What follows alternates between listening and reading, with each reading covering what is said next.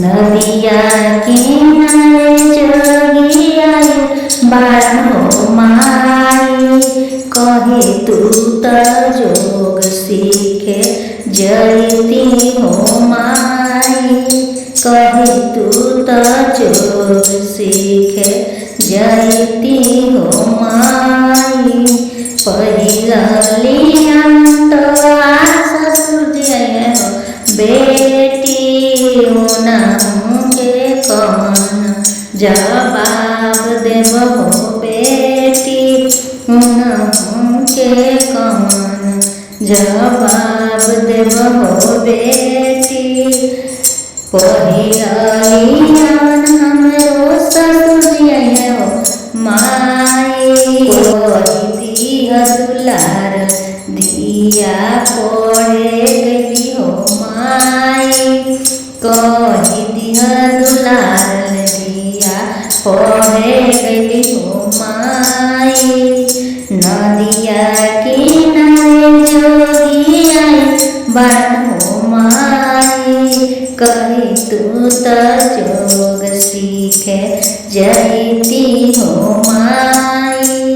कही तू त जोग सीखे जयती हो माई।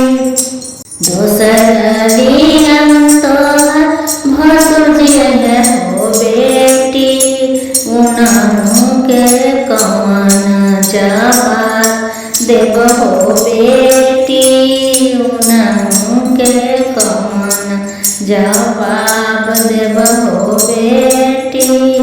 दूसरिया हमरो भसुरिया हो माई। कही दिया दुलार दिया पढ़े गई हो माई। कही दिया दुलार दिया पढ़े गई हो माई। नदिया किनारे जोगी आई बारहो माई। कही तू त जोग सीखे जयती हो माई। कही तू त जोग सीखे जयती हो माई।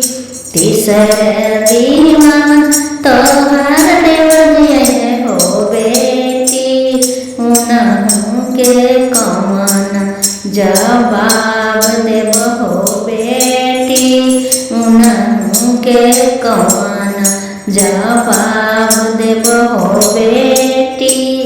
तीसरिया हमरो देवजिया हो माई। कही दिया दुलार दिया फुलवारी गई हो माई। कही दिया दुलार दिया फुलवारी गई हो माई। नदिया किनारे जोगी आए बारहो माई। कही तू त जोग सीखे जयती हो माई। कही तू त जोग सीखे जयती हो माई।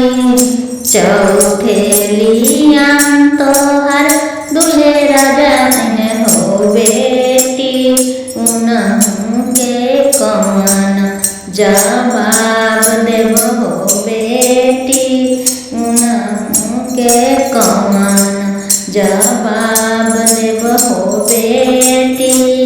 चौथेलिया हमरो दूल्हे राजा हो माई। काठ के कठपुतरी बनवाई हो माई। काठ के कठपुतरी एगो बनवाई हो माई। उन्हीं के डोली में बैठाई हो माई। उन्हीं के डोली में बैठाई हो माई। सपना में रोकने के दिया हो माई। डोलिया के आगा पाछा रो दिए हो माई। डोलिया के आगा पाछा रोई दिए हो माई। काठ के कठपुतली बेटी ससुरवा दे हो माई।